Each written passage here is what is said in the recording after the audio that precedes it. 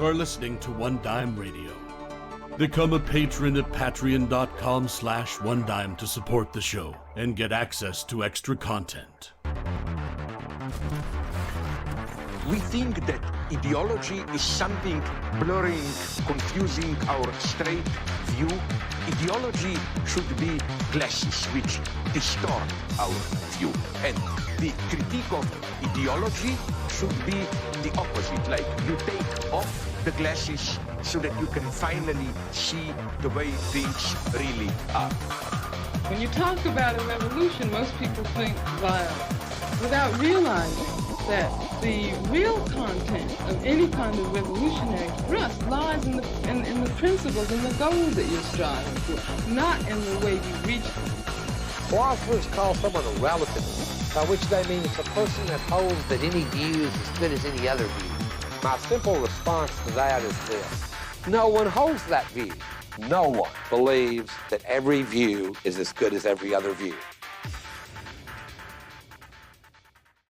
Welcome to One Dime Radio. Today I am here with a very special guest, Daniel Tutt, to talk about Nietzsche, following up from our discussion of last week from the perspective of a left Nietzschean. Today we're going to discuss a more critical perspective of Nietzsche. Daniel Tutt has a book coming out in January called How to Read Like a Parasite, which is about Nietzsche's broader impact on the left, some of its more negative impacts, and a more general critical look at Nietzsche, his historical circumstances in which he was writing, and a sort of critique of left Nietzscheanism, which was a big trend, especially in the so-called academic left. A lot of famous philosophers like Gilles Deleuze, Georges Bataille, many thinkers were influenced by Nietzsche. And you see a kind of dividing line between left Nietzscheans and Hegelian leftists. And I think this is a very interesting point of discourse to dive deep into. And Daniel's a philosopher who has a book also that recently came out called Psychoanalysis and the Politics of the Family, which I would love to talk about another time. But without further ado, Daniel, what would you like to say about why you wrote this book and generally what you're trying to achieve with it? Because I think from there we can dive into the arguments. But I mean, first, I think it's important why should we care about another critique of Nietzsche? Cool. Yeah. Thanks, Tony. Pleasure to be here. I was first seized by Nietzsche's philosophy coming from a kind of working class background, broken family, which of course you may remember I get into in the book. I absolutely take the philosopher Alain Badiou's suggestion that Nietzsche is an anti-philosopher who collapses biography into philosophy. So thus, Nietzsche works outside of the academy. It's a great irony that Nietzsche is revered by liberal academics. He himself fuses biography with philosophy in ways which, of course, represent a kind of fascination for the past 120 plus years. So my book is a question of reading methods. It's an acknowledgement that Nietzsche produces a cultural effect. There is something we can identify as Nietzscheanism, which is a type of romantic distance and critique of modernity and even of capitalism, that is, in Nietzsche's own words, sort of fueled by an arsenal of weapons for the ruling class, for the masters. This is Nietzsche's intention. And there is a kind of exoteric and an esoteric dimension of Nietzsche and Nietzscheanism, because Nietzsche wished to create and to enact a community of followers. And so even across the spectrum, liberal, left or right Nietzscheans induct themselves into an esoteric community. It's a kind of spiritual hyphen political community, right? And therefore, Nietzscheanism cannot be separated from politics, and nor can it be separated from a critique of modernity, from slave morality. Slave morality is, of course, an almost trans-historical recurrence that, in particular, as a great reader of the burgeoning tradition of historiography and Tocqueville, Taine, and Burckhardt, Nietzsche as a historian, as a philologist, is interested in diagnosing contemporary, modern slave morality, right? And therefore, that is a assault of a critique onto capitalism in the world that we live in. So, first argument that I make in the book is that we live in Nietzsche's world, in some sense, that Nietzsche has performed a particular form of victory over our culture. And that victory is a kind of victory in certain domains of how we conceive of things like suffering, things like resentment, things like art and aesthetics, things like rank, order, hierarchy, etc., as well as, of course, liberation and freedom. Because you see, Nietzsche as a historical thinker, as a historical philosopher, is putting forward a hermeneutics of suspicion. But what is he suspicious of? He's suspicious of the long arc of the revolutionary tradition. He's suspicious of the long arc of the egalitarian tradition, which, of course, he locates in a kind of historical vortex that emerges from the egalitarian presuppositions that are implicit in Socrates, Judaism, Christianity, Cartesian rationalism, and modern socialism, and different forms of liberalism. But socialism in particular is the most insidious form, the most insidious instantiation of a kind of universal theory of the masses, of the herd mentality, that Nietzsche's concepts are designed to mitigate, to silence, and to mute. So my book is a proposal, that there is a kind of unity of Nietzsche, that he's not a decentered, rebellious philosopher, and that even when we invoke this notion of Nietzsche, the rebel, we have to apply a class analysis to any understanding of Nietzsche and what standpoint or perspective Nietzsche wrote from.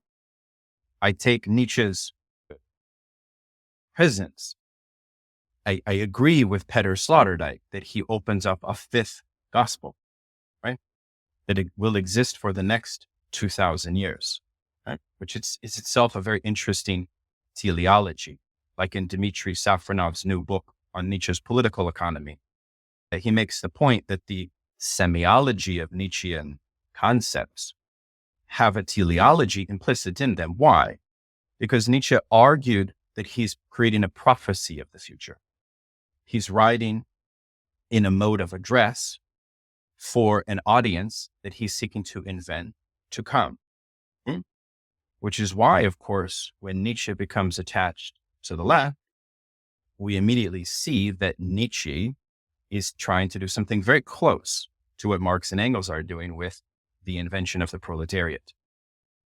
Marx and Engels do not theorize the proletariat as some static lump entity that is just in factories. Right? No, it's something that is to be invented, right? Nietzsche agrees. But of course, the outcome of Nietzsche's conception of the community that he's trying to build could not be more different than the outcome that Marx and Engels are after. And it is that blind spot, that dismissal of that difference between Marx and Nietzsche that the left, I think, has missed. And so my argument in How to Read Like a Parasite is that there actually exists a lineage of Marxist critiques of Nietzsche, beginning before Nietzsche died with Kurt Eisner, who was Max Weber's famous notion of the charismatic personality. He was actually inspired by Kurt Eisner. Kurt Eisner was using a reading method of what I would call a parasitical reading method. What does that mean? It means that you read Nietzsche with an acknowledgement of the way that the aristocratic unity of his concepts have to be worked through. in a psychoanalytic sense, worked through, not canceled, not denied, not laughed at, right? Because you could do that and that would be quite vulgar, and that would only feed Nietzsche's power if you called him a fake bourgeois rebel. I'm not interested in that. I recognize that sociologically, the working class across Europe often, and even after the Second World War in the kind of consumer capitalist era, the working class reads Nietzsche more than they do Marx, if we want to be quantitative about it. So what use would it serve us to give this vulgar, and I'm not saying that it's Stalinist to give that vulgar thing, but perhaps it is, this vulgar notion. No, he has to be worked through. So it starts with Kurt Eisner. It then transitions into the Bolsheviks. I have a whole section on the Bolsheviks, right? And how they fought Nietzscheanism, how they embraced and appropriated certain aspects of Nietzscheanism, and how it plays out. Of course, what I don't look at, which there's many texts that do look at this, is Nietzsche's influence on the right and on fascism, which, I mean, I've read a fair amount of those texts so we can discuss them. But what I'm particularly interested in is in the post-World War II milieu, both in France and America, there arises a reading method of what Domenico Losurdo calls the hermeneutics of innocence. And this reading method, I think, has been deleterious. And I have some reasoning as to why it's been deleterious that we can go over. The muting of the question of Nietzsche's project and the unity of his thought, when you treat him as a kind of fragmented philosopher, a liberal philosopher, or when you reduce Nietzsche to not having a kind of center of politics. First When of all, they say he's multiple, like your family, that's actually directly addressing Devin Gouray's claim last week, which was when he said Nietzsche is multiple. He can be read in these different ways, even though there are this aristocratic politics in him. He's a multiple, and you're arguing against that, correct? I am arguing for a particular acknowledgement of the unity of the concepts from how perspectivism, will to power, eternal return, pathos of distance function and relate to each other, and how implicit in Nietzsche also exists an interest in what he calls great politics, right? Great politics. Nietzsche enters into the fray of the left. Losurdo and others, Lukács, have argued that Nietzsche is more political than Marx. Why? Precisely because Marx did not exert analysis into art and reveal this kind of physiological underbelly of politics, right? And Nietzsche did. So in that sense, sure, the academic Nietzscheans, and I attend their conferences and I read their texts, and I'm not necessarily interested in having some hostile relationship to, first of all, let it be said, my position on left Nietzscheans is that they are comrades. I'm for broad solidarity on the left. I'm for reasoned conversation, debate, discussion, etc. There's no interest on my behalf of kind of accusing left Nietzscheans as somehow crippling the left, right? I'm not really interested in that more. It's not like a contamination hypothesis, is it? It's not necessarily a contamination hypothesis. It is rather, let us revisit and reopen a new hermeneutic. Let us revisit, because you see, another thing here, Tony, is that when we read Nietzsche as an enemy to the left, and when we don't make excuses for the embedded esoteric reactionary agenda, which we can discuss those agendas, and I think it's important that we do. We gain more from reading Nietzsche. In fact, we gain more because that's what he wanted. I would even argue that the dramatic personae of Zarathustra is meant to have that pugilistic exchange relation. And actually, what I have learned, and I document this in the book in the first chapter, the arc of my own personal biographical reading of Nietzsche, once I got linked into the parasitical method of reading, I would argue that Nietzsche has taught me a lot more about politics, about life, about suffering, about aesthetics, about culture. And so I benefited from that. You know what I'm saying? And I felt that there's something repressed in the other modality of kind of sidelining Nietzsche or pretending that there's not as something concrete and singular that is going on here, right? And so, I mean, we can develop this more about the unity of his concepts, but this is a bit of my objective. I think the other objective of the book is to kind of reposition the left in certain ways, particularly around how we think of the revolutionary tradition. If the unity of Nietzsche's concepts are a response to the scandal of the French Revolution, right? Especially in the notion that Germany itself and Nietzsche himself felt occupied by France and by its egalitarian incrustations. Never forgetting, of course, Nietzsche's massive critique of Rousseau, who he saw as the moral spider of the French Revolution.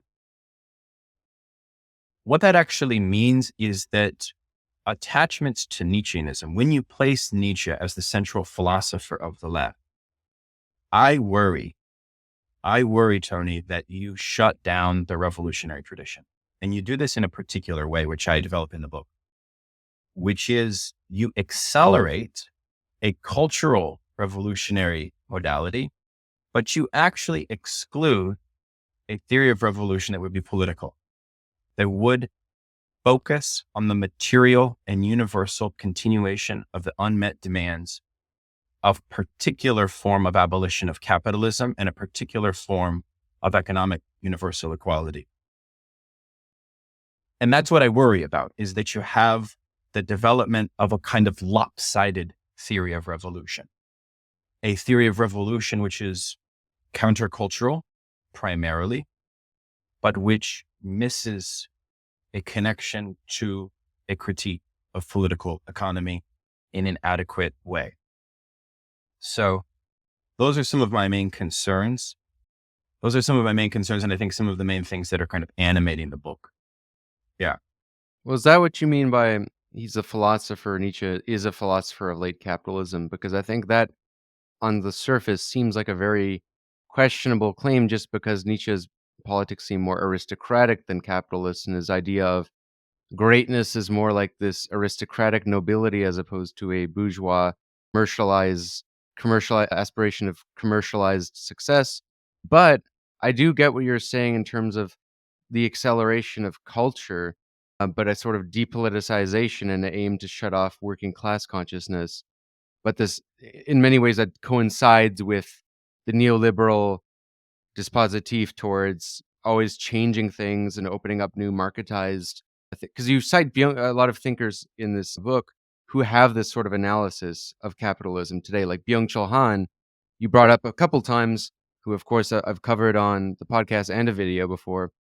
And I mean, I think you maybe elaborate on that a little bit, because I think that is something a lot of Nietzscheans would be quite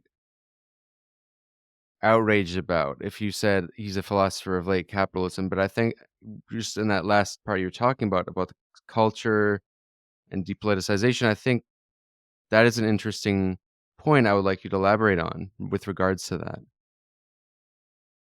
Yeah, part of my claim here is, Nietzsche says my philosophy does not create an individual morality. It is a philosophy of rank order, more so and primarily. And I think the truth is that neoliberal capitalism, including even some contemporary analysis of the neo-feudal turn within our current iteration of capitalism, present this Janice-faced system whereby ideologically we still have a ruling class, we still have actual kind of collapse in social mobility, and we have the incrustations. And I think the argument here is that capitalism always possesses elements of a feudal forms of dependency. So you see Nietzscheanism Nietzsche says that his followers will be the ones who will be the most suspicious of the lures of dependence. Right? So he says that transvaluation of values only happens away from the marketplace. Right? Nietzsche himself concocts a type of hyper liberatory strategy to achieve what ends.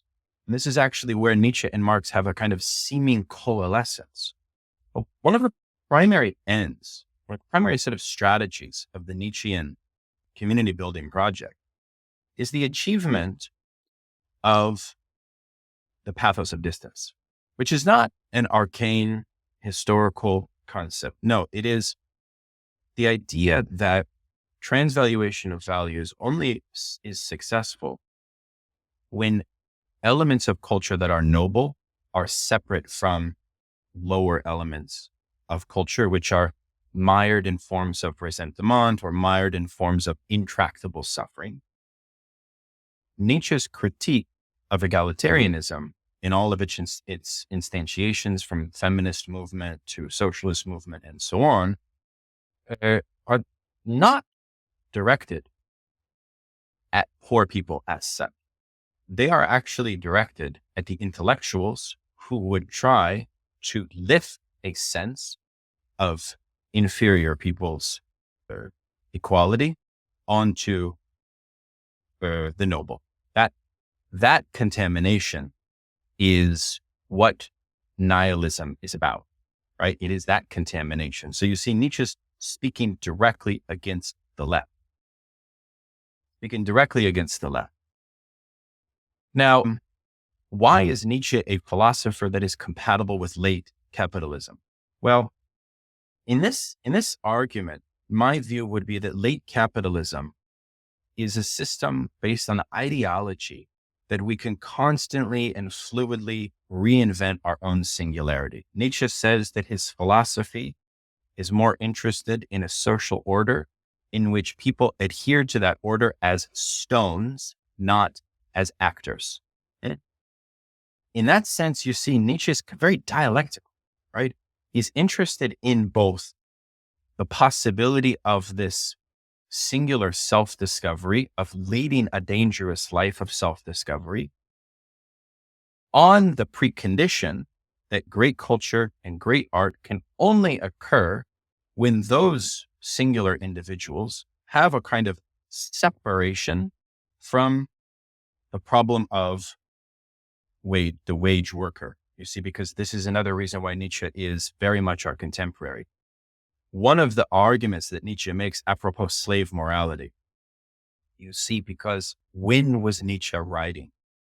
Nietzsche was writing at the moment of the dissolution of chattel slavery in Europe and the United States. And one of the arguments that he makes is that this dissolution will only give rise to more insidious spiritual and psychological forms of enslavement, right?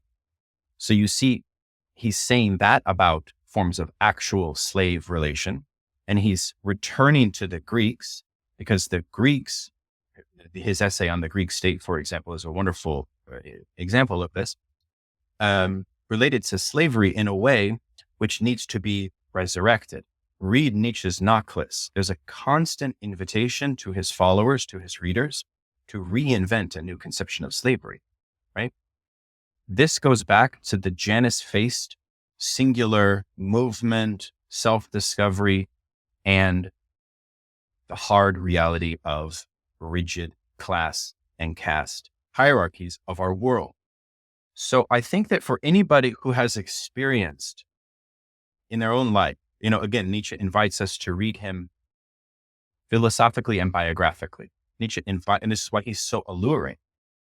He invites us into the layer of his own biographical, philosophical reflections. Read Ecce Homo is an incredible example of this.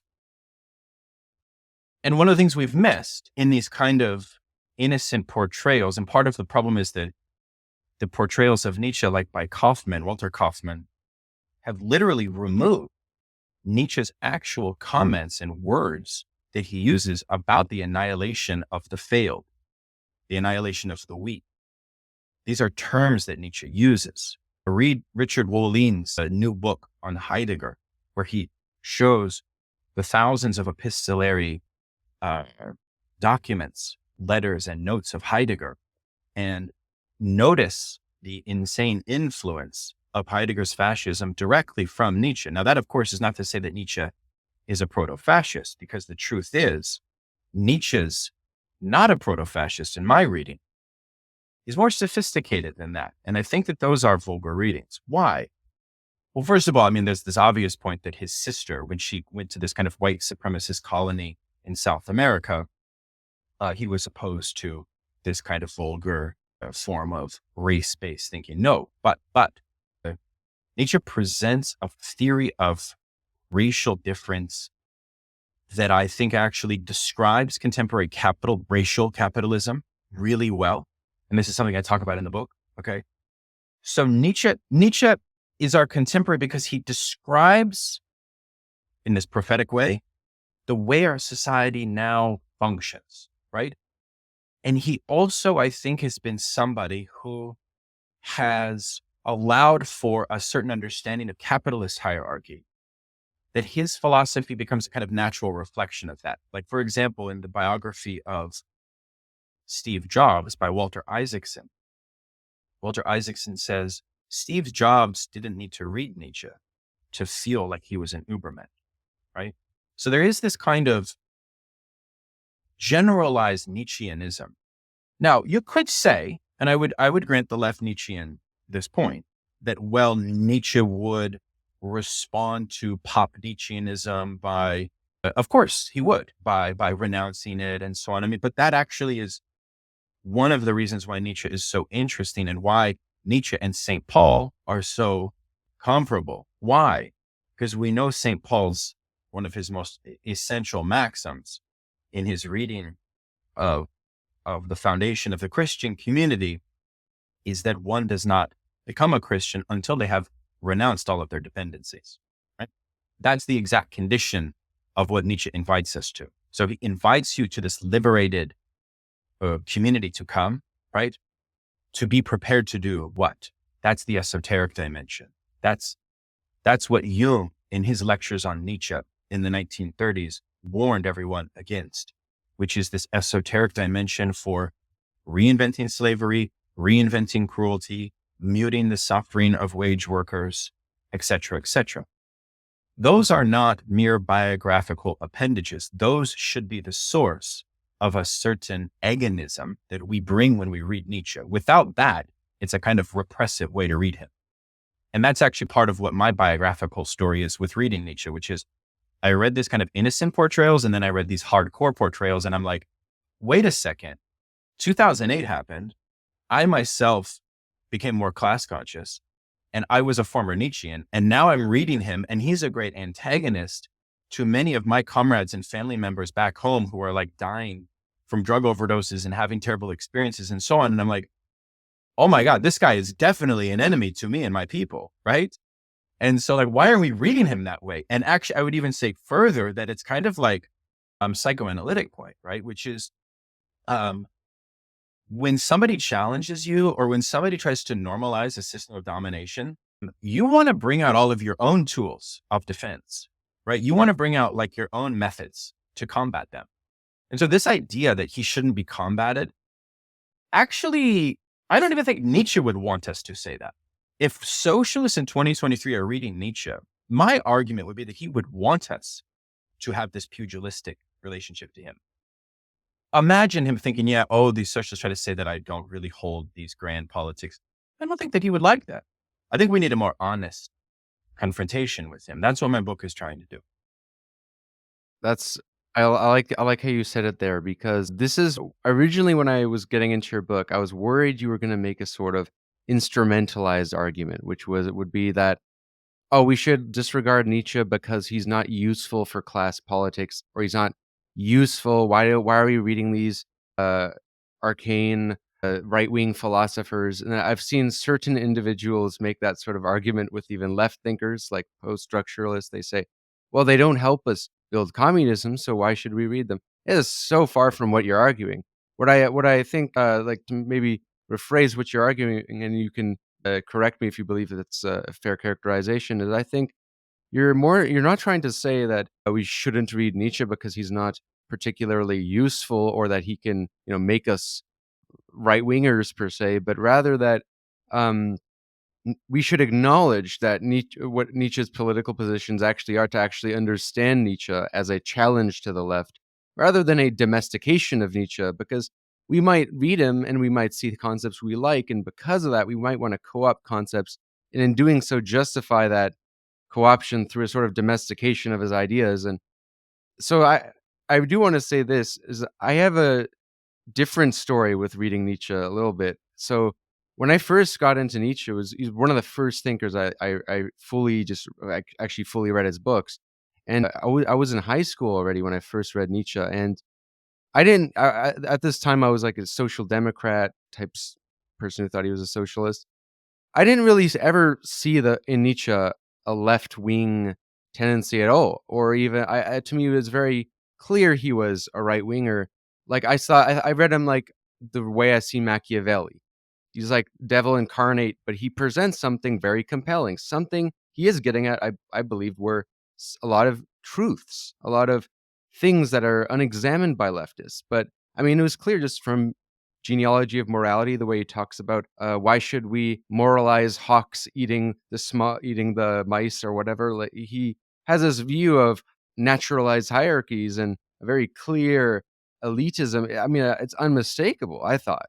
But the way I saw it is still, I mean, why can't we, use some of his ideas, like I thought ressentiment, slave morality, the will to power. These are interesting things to acknowledge, because if we presuppose proletariat is, you could say the powerless majority are innocent, and that they're inherently good because of their position in framing politics like this, and rich people are inherently morally bad, as opposed to a more, a Marxist class materialist analysis, which I see as a problem with the left, this sort of moralistic thinking.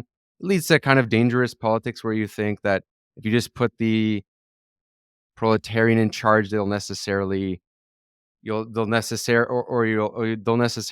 socialism. Now, this is a whole other angle of critique, maybe we can get into later. But I would say, so there's two questions I do want to ask, and we can maybe just get on the first one because the other one will take way longer. And that is, so your argument is that your main argument that we should just look at Nietzsche for what he is in his actual context as an enemy of the left, but still use his concepts rather than try to pretend that he's a sort of that he's compatible with Marxism. Because I've seen many people argue, you go over the people throughout history who've made this argument, and I guess for my audience will know Jonas Cheka, CCK Philosophy, who I like a lot, big fan of his channel. He's written the book How to Philosophize with a Hammer and Sickle, trying to synthesize Marx and Nietzsche. I think you're kind of saying, well, we shouldn't. And in his, I don't want to. I'd let him speak for himself if he comes on the show at some point. But his sort of thing is, yeah, Nietzsche wasn't a leftist, but his critiques of socialism are critiques of non-Marxist socialism.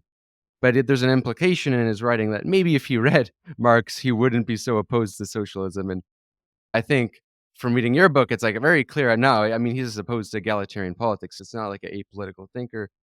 And so, okay, I guess the question is is that a fair characterization of your argument with, or your project with this book? And two, this is, maybe you'll bring us in a whole other conversation, which I want to get to at some point anyway. What concepts in Nietzsche do you think are actually useful to work through, assuming we read him as a right-wing thinker, as an anti-egalitarian thinker? Yes. So I think great question. So yes, I am for a new reading method to open up a kind of forgotten horizon of engagement with Nietzsche, which thinkers from Eric Hobsbawm to Kurt Eisner, who I mentioned before, to György Lukács, to Jeffrey Waite, to Domenico Losurdo, to Ishay Landa, to Don Dembowski, to Harrison Fluss. Of course, Nietzscheanism has an immediate problem, which is dominated by way too many men in its field, which I recognize as a problem, but nonetheless, I think it has reverberations to other struggles outside of just question of capitalism. Because I think one of the points you made about Sika's argument that perhaps there is an implied notion that Nietzsche's critiques of Dühring resemble Engels' critique in anti-Dühring, for example, right? And then we can kind of create a kind of Nietzsche who is compatible with Marx because Marx was also opposed to bourgeois morality, right? Or Marx's critique of commodity, of reification, right? Of this kind of general condition of alienated consciousness within capitalism could be thought homologously to slave morality in Nietzsche's sense. And I think all of those invitations are exactly what my book is trying to open, right? But to open it up in a slightly new way, right? Through this new reading method that centers Nietzsche's politics as primary. And I think what we find there, apropos the question of liberation from slave morality or from reification, it's a huge debate within Marxist philosophy.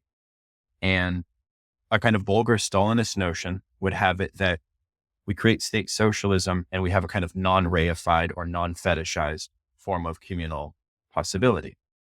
I think that Nietzsche could be read as providing a profound skepticism on something like that. I think that's valuable. Of course, we don't need him in particular as a philosopher to generate that skepticism. It can come from elsewhere. But the point is that Nietzsche was a thinker of political economy. Nietzsche had very particular arguments about property relations in relationship to his critique of slave morality. For example, his argument was not only against socialist intellectuals, as I mentioned before, it was also against the notion that communal property relations will only re-entrench forms of resentment.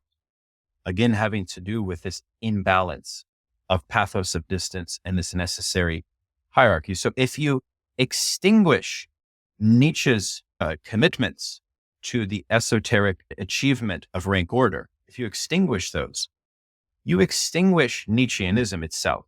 And you then just look at him almost like a buffet of like, okay, well, we can just pull perspectivism, we can pull transvaluation of values, we can pull the eternal return out and use these concepts in a singular way. But I don't think that that's what left Nietzscheans are interested in. Left Nietzscheans also want to make a claim that no, there is this sort of, they're not really interested in this, what I would call a kind of appropriation model of reading him. I think, and I have a whole chapter of examples of left Nietzscheans that follow the model of elective affinity, which is this more like Jonas Sika model of there's an easy synthesis possible. Don't worry about Nietzsche's esoteric agenda for rank order and hierarchy and anti-egalitarianism. I see that in him. I see that in French Nietzscheans. I see that in Deleuze.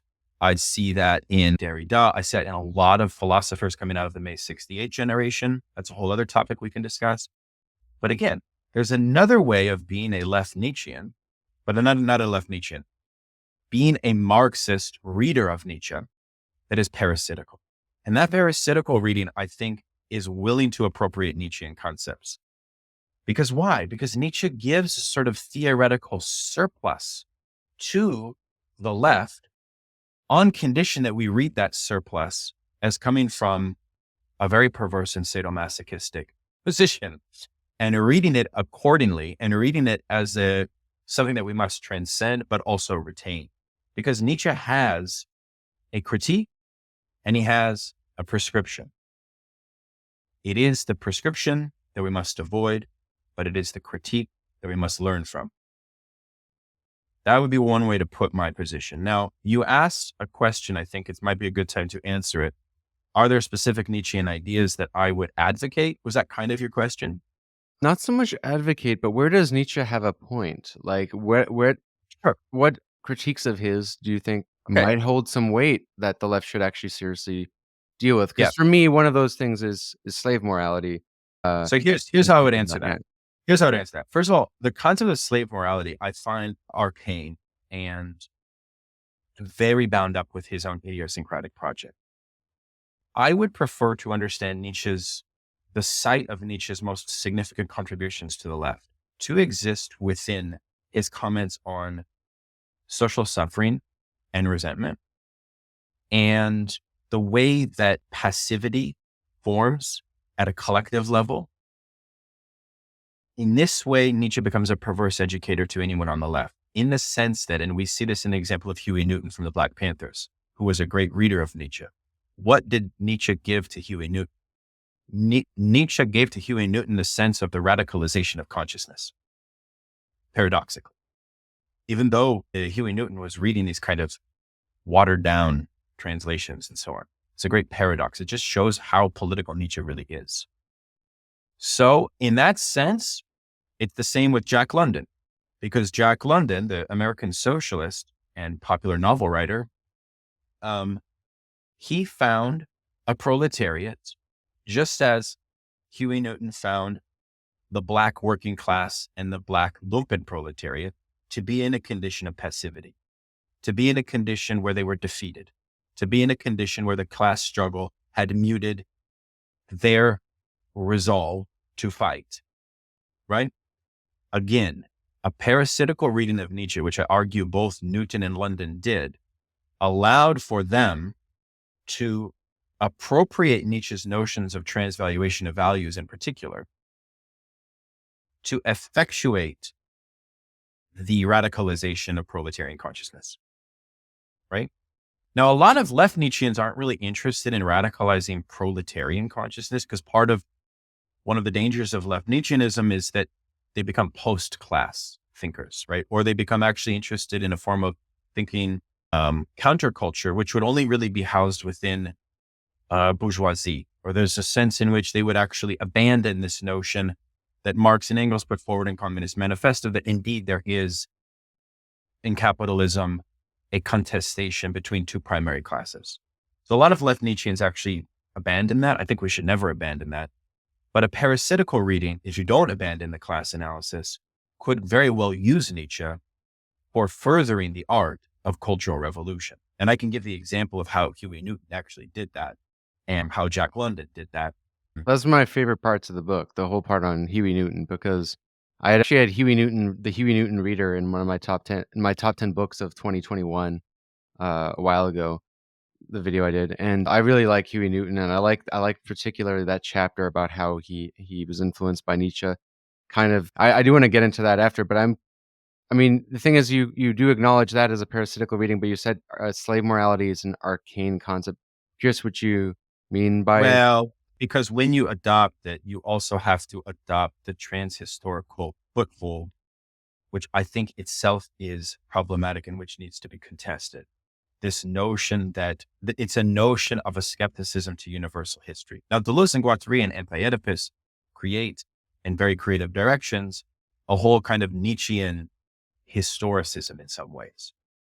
And people have developed these lines, but the problem that I have with them, like with Foucault, they reconstruct a conception of history, which is a kind of non-emancipatory conception of history. In other words, the Nietzschean skepticism of egalitarian revolution means that significant moments of epistemic breaks in history are not located at the site of revolutions. And I think that from a Marxist point of view, they are. And I think part of what I'm interested in for today's left is for us to resurrect the meaning of revolution today. And furthermore, I would argue, and I really get this from Kluge and Neck, these two Marxist German thinkers that are kind of post-Frankfurt School thinkers, where they argue in their book on the proletarian cultural revolution, or the concept of proletarian revolution, that capitalism is always undergoing a form of cultural revolution. And that cultural revolution and cultural politics, or the culturalization of politics, can kind of go on ad infinitum. And I think that what that means is that Nietzscheanism, because it forecloses political egalitarian revolution and transformations in the political economic structure, that means that actually he can kind of do all of his magic all day long. And it doesn't really change things in some sense. And that my argument, of course, is that, well, from his point of view, it's not really meant to change things. See, this is why I can make the argument that at the end of the day, Nietzsche is putting forward an argument that is implicit solidarity with the bourgeois standpoint, right? Even though he distances himself from bourgeois standpoint all the time.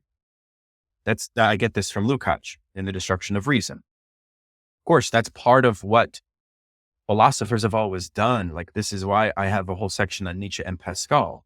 Pascal did something very similar with his concepts. So anyways, I lost the thread of where we started, but Yeah, I think you drift. that was a really good point about the late capitalism. And I just want to say before I forget, I have a YouTube short called Inverted Totalitarianism. It's loosely based, but it's my own writing for this little thing. But it's this summary of what will be a bigger video. But it's on Sheldon Wallen's Inverted Totalitarianism. And he's one of those people who early in his writings kind of also was writing about that kind of new capitalism in which it's about constant change all the time. He had this line that the new capitalism, the new inverted totalitarianism, as he calls it, doesn't promote, unlike fascism, unlike the rigidity of fascism, it promotes fashionism, constant adaptation to new trends. And like this is why in Peter Sloterdijk's reading, You Must Change Your Life, you see, for a liberal Nietzschean, and I don't really analyze liberal Nietzscheans, but for a liberal Nietzschean, the market can become the site for the determination of the unity of the Nietzschean project, because it becomes the site for the imminent decision on the ascending and the declining lines of humanity.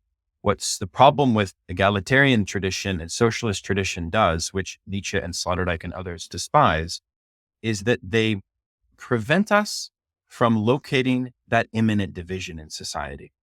Now, this is another reason why Nietzscheanism has a certain victory over contemporary capitalism, because one of the logics of class in contemporary capitalism is a sadomasochistic logic in which class is best understood as winners and losers. And I argue that liberal Nietzscheans are fine with this mythology, with this fiction of winners and losers, and they actually are fine to elevate this as a kind of general truth. And when you elevate that as a general truth, what you end up getting is a form of community formation that is highly sadomasochistic, because what it's trying to do is constantly, it is composed of a group of people who have a difficult time transcending the suspicion that at the end of the day, they themselves may be losers. And so I make an argument in my analysis of Zarathustra that this is a logic that is implicit in Zarathustra, that there is this lingering sadomasochistic vision, which is very difficult to shrug off, I think. And that which makes Nietzsche what? Because you see, part of the issue with Nietzsche on suffering that I didn't mention, that I think is worth mentioning, that hits this class experiential dimension very sensitively, is the following point, which is that Nietzsche wanted to invite his followers to enter into a form of suffering that would be at a more abstract and refined level than ordinary suffering as born from material constraints of wage labor. Part of the problem with socialism and egalitarianism is that they disrupt that balance. And Nietzsche saw in the Greek society a perfect achievement of that separation. Modernity needs to escape slave morality by bringing back that division. So neoliberal capitalism, in some sense, at least the bourgeoisie, the ruling elite, you see, they possess that same ideology. They believe that the losers, the working class, mostly, we can say, deserve to be in this condition. They deserve to be in this condition. That is an anti-materialist, gaslighting, abusive, dominating, insidious ideology, which has to be combated, and which is like the source of things like inceldom, right? Like when people internalize that, right? Like, to me, it's a mythology. It's why I think class politics is important as a project of education. Because actually, I do think, Tony, in my 40 years of living, I do think people internalize the world that way. And I do think that it harms them psychically. But you see, Nietzsche, what did Nietzsche say about changing those conditions? Well, he said to change those conditions vis-a-vis welfare or vis-a-vis improving the conditions of equality, is explicitly not on the table for him. What is on the table? What is on the table is the necessity for those who suffer at lower levels to adjust to conditions of pain, and in fact, to increase conditions of pain so that they can possibly ascend. And this is where Nietzsche also links to our present, in the sense that liberal meritocratic ideology is basically the same message in this notion of bootstrap altruism and so on, which is basically the same thing for working class people. Fight in a game that's rigged and live this illusion in which you are fighting these kind of grand historic forces, and maybe at the end you will become a victor, maybe you will become a winner. It's likely that you may be a loser. You must be afraid that you may be a loser. I think socialists need to actually abolish this mythology, but it's super hard to do, I think, because I think it's quite embedded. I actually do think it's quite embedded. I think we have a lot of kind of psychoanalytic disavowals. We like to pretend that we don't internalize the world that way, but I think that actually we do, and it's a form of class domination. And you see, my problem is, and I'll stop here, is that Nietzsche kind of wanted to strengthen this, right? So I want to bring up a point as to what I view as the useful rational kernel in slave morality and its way it can be utilized and almost inverted by leftists, and at least the way I always thought of it in its use. Similar, actually, in the way that you wrote about how Huey Newton thought it was useful. Now, I want you, after I describe this, I want like to see if you think that this is a parasitical reading of Nietzsche, an example of it, because the way I've read Nietzsche, and I expressed this in one of my earliest podcasts when I was definitely more sympathetic to Nietzscheanism than I am now, but I would say I still am pretty sympathetic, probably. But I would say, like, yeah, I think a lot of your critiques are very legitimate. But this was how I thought about the application of slave morality.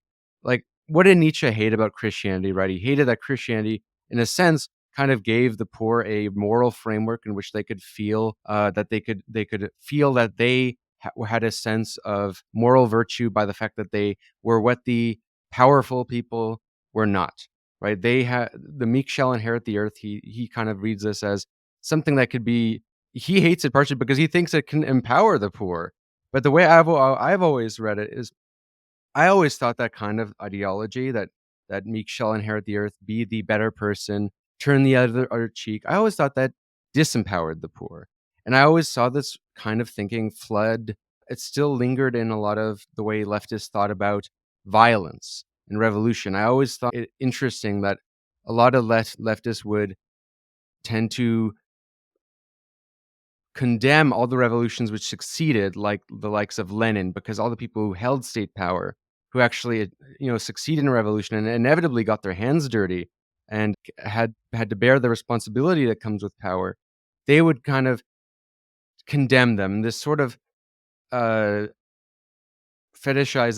of nonviolence. I mean, you see this, and I don't even need to name the thinkers who advocate such things, but there is a sort of politics in not just the radical left, I guess you could say, but especially among the more moderate social democrats, who tend to think that, oh, well, we shouldn't embrace such tactics like, for example, violence, because that is, we should be the better people. We're the better people. We have to hold such morality, or as well as, some of it's even class based. I think there is this kind of morality in which certain figures on the left have been kind of condemned just purely based on their class position, like the famous Twitch streamer. And I always thought that kind of politics is not helpful, and it's also not affirmative. One thing I always thought was compelling about Nietzsche's critique and how it can be used by the left is, I think, this sort of slave morality disempowers the poor as opposed to empowers, and instead we should have an affirmation. Like, a good example of this, perfect example of this, is I talked about this in a video on taxing the rich. Is I always disliked about the tax the rich discourse was, it's always framed as we need to take from them, and that's all it is, and that's all. And how does that actually empower? What politics of, not that that's an inherently bad thing to tax the rich, of course, but what is the politics there of actually affirmation. And for me, that's where I thought was the politics of affirmation was always in Marx. That, about seizing the means of production. It's actually about the proletariat's goal is to abolish itself. It's not to fetishize itself. It's to abolish itself, to abolish class antagonisms, to carry history forward, to carry the emancipation of human faculties and fulfill the Enlightenment goal of freedom. And I thought that in a way that Nietzschean critique could be inverted to critique these tendencies that I thought were life-denying on the left, that were using a moral system that had a pacifying effect. I don't know how you would, what you make of that, but that's always the way I kind of made use of Nietzsche, so to speak, in my experience. Yeah, I mean, it reminds me of Deleuze's book on Nietzsche, which is really striking text in the sense that what he's trying to locate in Nietzsche is the way that culture codes our subjectivity in such profound ways that it's almost inescapable. And this is, I think, a certain reading of Nietzsche, which the left, like we think here of Foucault's Introduction to Anti-Oedipus, A Guide to Non-Fascist Living, which I argue in my book, creates a kind of difficulty around how we think of escaping the lures of dependence, to use Nietzsche's concepts, because you can see immediately that what Deleuze is interested in is forging a type of rebellion from any incrustation or instantiation of forms of obedience, right? Kind of going back to this distinction that Nietzsche makes in the genealogy around the sovereign individual is the one who can make a promise. And this is tied into the debtor relation, right? And so Nietzsche's critique of slave morality, which of course is not reducible just to this kind of ancient antiquity context. No, it's a critique of applicable to modern life. When taken up on the left, can actually result in a hyper accelerationist rebellion, this notion of aristocratic rebellion. But I think one of the challenges there revolves around the following point, which is a philosophical point, and why Nietzsche needs to be supplemented at this precise point. It needs to be supplemented with a kind of tradition of Hegelian and Marxist dialectics, because as Marxists, and I'm not necessarily critiquing anarchism here, but one could kind of see that, this notion of sublation, I think, matters, right? Like bourgeois and liberal You read forms. my mind for one of my questions, but Yeah, bourgeois and liberal forms of freedom, like the Nietzschean approach, the Nietzschean praxis that the left would adopt would be one which is interested in a complete destruction of them, right? That's why it's so potent. That's why Nietzsche's transvaluation of values can be appropriated in this radical way. It is militant. We must grant that. But I think what happens there is a particular focus on the site of that radicalism, again, at the site of culture. And this is what I argue in my section on Deleuze's Nietzsche, becomes the shortcoming. It becomes a reduction of the concept of liberation to counterculture.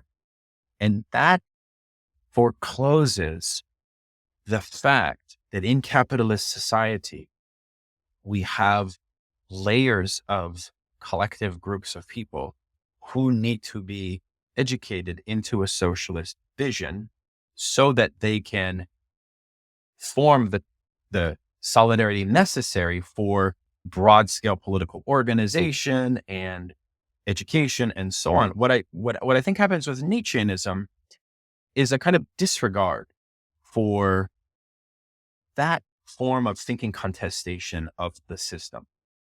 And it becomes a kind of, and I suggest this in reference to a lot of books that have been written about Nietzscheanism historically. If that form of revolt becomes particularly attractive to an avant-garde, highly educated, particular form of intellectual. So you see, therefore, Nietzscheanism, and I'm not going to say that Nietzscheanism is an adolescent fetish. I think those are offensive arguments, like It is. Bruno. It can be. It can be, That's sure. why that's why it attracts people when they're young. That's why I was the first philosopher I got into when I was high school. Yeah, that's true. But then you have the fact that like the whole like neoconservative philosophy of Leo Strauss is founded there. And like you have all of these different instantiation of Nietzscheanism. So when you reduce him, I don't want to defend my boy Strauss for a second, because Strauss is a right winger. No, let's make no mistake. But definitely, he thought Nietzsche was a grand godfather of fascism. He's hypercritical of Nietzsche.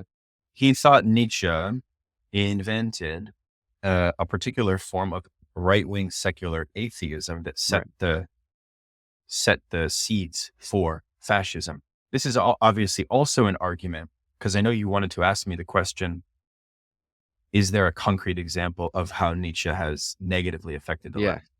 Well, the best concrete example is if you read Siv Sternhill's book, The Birth of Fascist Ideology, where we are shown the direct linkage between Mussolini and Nietzsche. One of my friends has recently translated Mussolini's lectures on Nietzsche, by the way. And the Third Reich was split in their intellectual allegiance to Nietzsche, but Mussolini was not. And Sternhill makes the argument that what happened there was a vitalist Nietzschean turn to a particular form of thinking revolution, which was at the cultural elite level. And Nietzscheanism, when it latched onto socialist forms of agitation, shut down political revolution. In that sense, as Kurt Eisner also says in his work, Nietzsche shuts down the rationalist kernel of Marxism, its commitment to the Enlightenment. And this kind of brings us back to this notion of the need for dialectics when thinking about contesting institutions and Deleuze, and the inadequacy, I think, of how a lot of Deleuzian works, when we judge them today, have in some ways been kind of co-opted by hegemonic forms of liberalism, a kind of hyper-liberalism in some sense. So what I'm trying to say is that I think that Nietzscheanism has definitely affected the left in ways which are, there's an incredible sociological study at the turn of the century, which is Nietzsche in the Judgment of the German Working Class. And I really learned a lot from this sociological study, because what it showed was that workers, like factory workers, like Marxist proletarian workers in that era, read Nietzsche as parasites. And I really found the same with London and with socialism at the time. Right.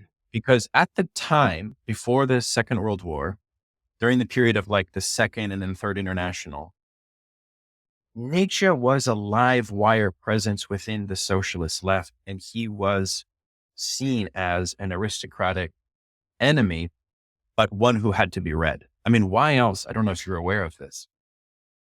In my section on Bolshevism and Nietzscheanism, the Bolsheviks actually incorporated forms of communal festival. You should consider like a video on this.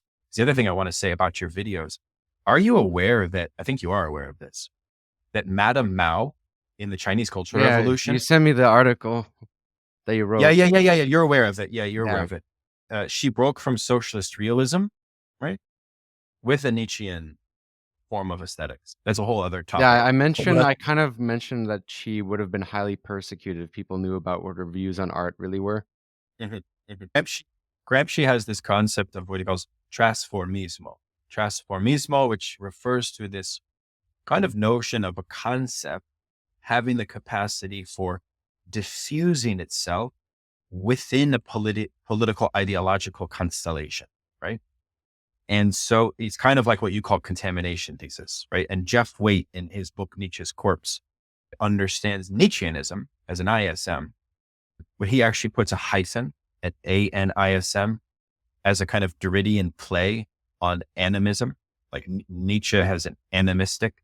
So Nietzscheanism has a trasformismo onto any political ideological constellation in which it latches onto. I think that's actually a very helpful way to understand the meaning of Nietzscheanism, which is a kind of oscillating form of kind of like a template or a scaffolding that can superimpose itself onto a political constellation.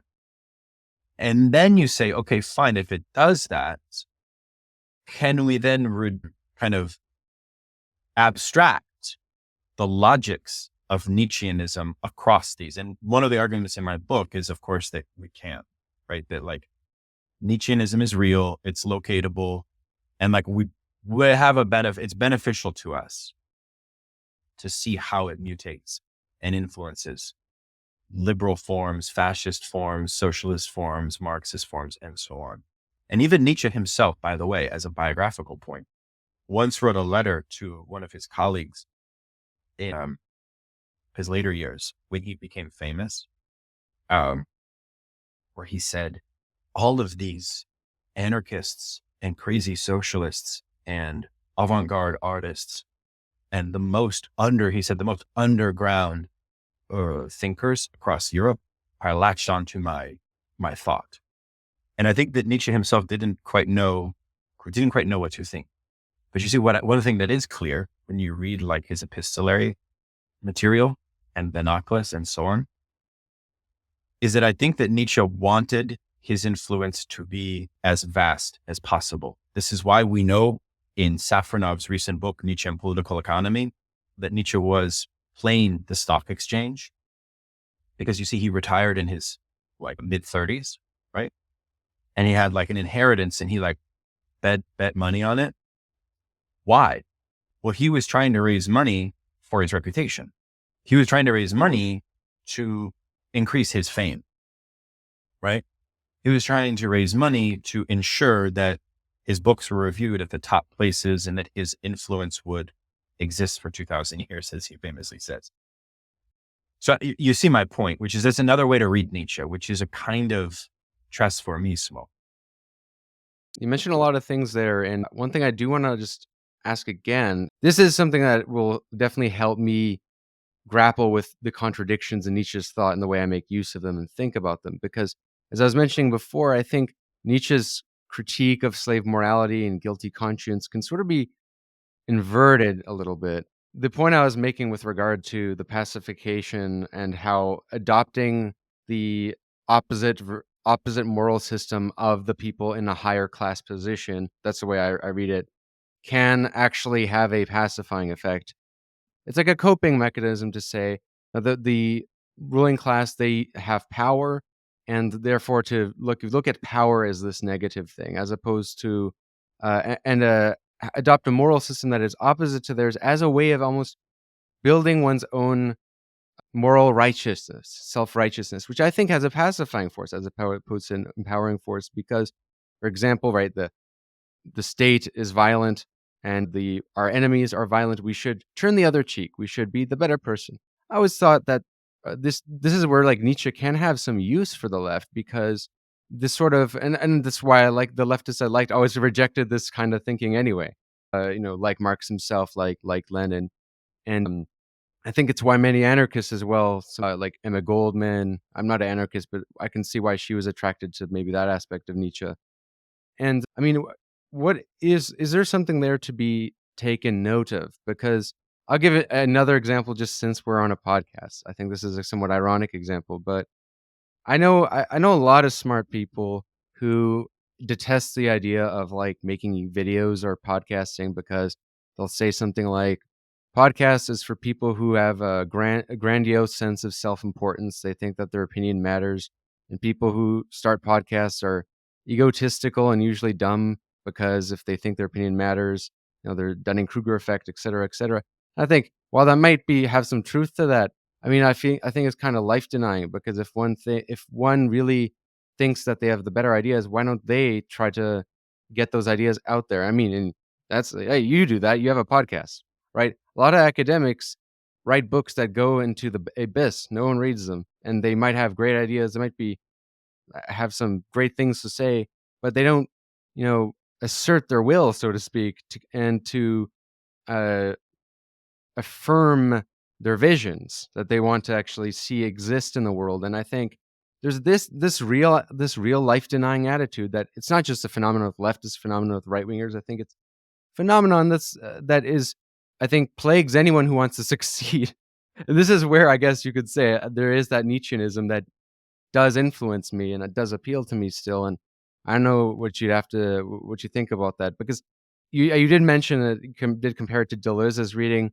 I would say it's a little different because Deleuze tries to redefine Nietzsche's whole will to power in a leftist way, whereas I don't really see Nietzsche as a sort of, I do see him as this kind of classist figure, aristocratic figure who hates the weak, and I see him as the enemy. But I think we can learn from take note of his ideas, almost to use the master's tools against them, almost, so to speak. I guess I don't know what you'd think about that whole sort of thinking of mine Yeah, with regard to sure. Nietzsche. No, it's a good question. I mean, I'm for it. I'm for this parasitical appropriation because I think one of the outcomes, or you could say the success of capitalist hierarchy, is not merely the fact that capitalist hierarchy is capable of convincing those that are succumb to it that it's not real, right? Through this notion of entrepreneurialism or meritocracy or sort of competitive struggle or winner-loser society. There is a bad conscience that can form amongst the working class that needs to be educated, alerted, shooken up, etc., etc. There needs to be a project in a Marxist sense of class consciousness building. And I know that part of the challenge when you say class consciousness building is that also has been kind of hijacked by liberals, like in the same way like Lukács and his notion of the standpoint of the proletariat from history and class consciousness, has been sort of taken into identity politics and it's kind of been liberalized and so on and so forth. But I do think that there is a kernel, and I do state this in the book, of a certain radicalism that Nietzsche can teach the left. And I do submit to that. And I would even go further to say that, again, when we face him squarely as a comprehensive political thinker who is diametrically opposed to our prescriptive interests, but who we learn from on the level of critique, then actually reading Nietzsche becomes kind of like something which, his famous point where he said, no new idea was ever developed sitting down. It was always in the free and open air. And this notion that literally like in history, Nietzsche is inspired like the backpacking movement and like people to go off and like have this ascetic self-discovery. I myself had a self-discovery as a kind of political, spiritual self-discovery with Nietzsche when I was in my 20s. But then coming back to him now, more recently, through a Marxist parasitical lens, I still had that self-discovery, but now I'm more interested in how I can energistically apply it to like class consciousness ends. So, again, it's this distinction that I'm trying to make between critique and prescription. So if we're clear on that, then absolutely let that override you. I mean, why else would I study a thinker like Lacan? Lacan himself was of interest to the left during the post-68 period and during 68, because he was a great skeptic of revolution, actually. Like, go back and read Seminar 17, The Other Side of Psychoanalysis, where there's like 1,000 students in his lecture room. What he's really saying is a certain profound skepticism about the possibility of revolution. Nietzsche is also a skeptic of revolution, as I mentioned. But we're not, right? Like, we're not skeptics of revolution. And I think that that's not to say we shouldn't be skeptical, but not against. Well, I mean, this goes back to the Gramscian point, which I think actually is a very useful point, which is, you see, Gramsci was a reader of Nietzsche. And Machiavelli. I loved the way he reads Machiavelli as well. In modern times. And one of the things we see here is that, there's a tradition in emancipatory thought, which would put forward the kind of basic claim that emancipatory movements produce a catharsis, which upends social conventions, which upends social morality, which changes society. This goes back to this distinction between political and cultural revolution. But you see, Nietzsche provides such profound skepticism on the prospect of egalitarian political revolution, not on cultural. Cultural revolution's fine. The cultural revolution doesn't change the undergirding material class dynamics, you see? So Gramsci says, as Marxists, we must be for catharsis. As Marxists, we must actually see revolution as producing a cathartic effect. It's like the same notion of optimism that Ernst Bloch puts forward. So Nietzschean pessimism, like go read The Birth of Tragedy, is concocted as a pessimism over the egalitarian prospects of the socialist movement writ large. Now, of course, as an interesting side point, Marx and Engels were massive critics of the socialist movement themselves. But I think that the point there is that Marx and Engels possess a fundamental optimism about the possibility of revolution. Otherwise, like, what are we doing?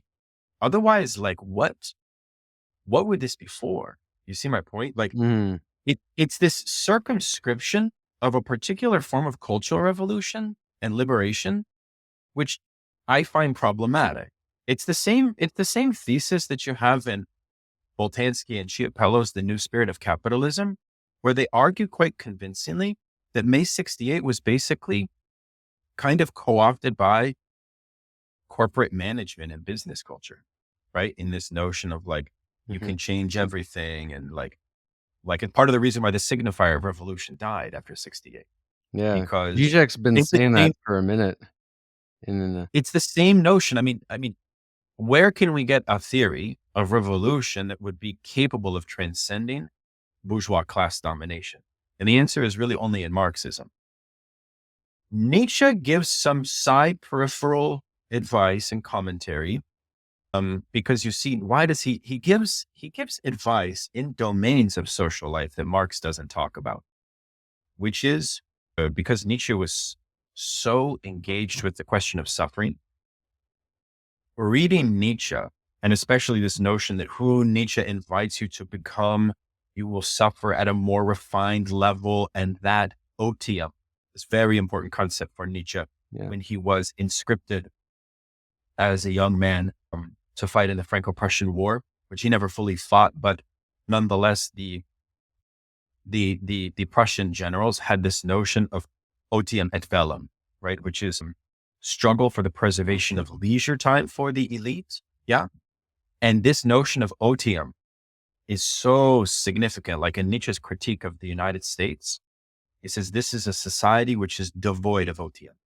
And he's totally right about that. Like Nietzsche's critique of America, of its commercialism and its entrepreneurialism, he said would lead to an exhaustion of the spirit. And he even says America is the future, which is an exhausted people, right? That's a brilliant point. Right. And I think it's absolutely correct.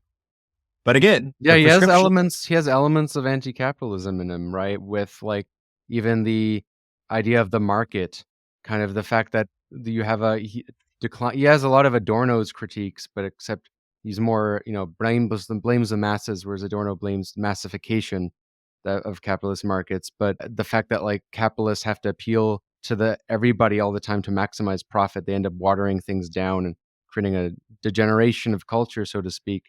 But of course, he's coming at it from a aristocratic standpoint, which is in many ways like that.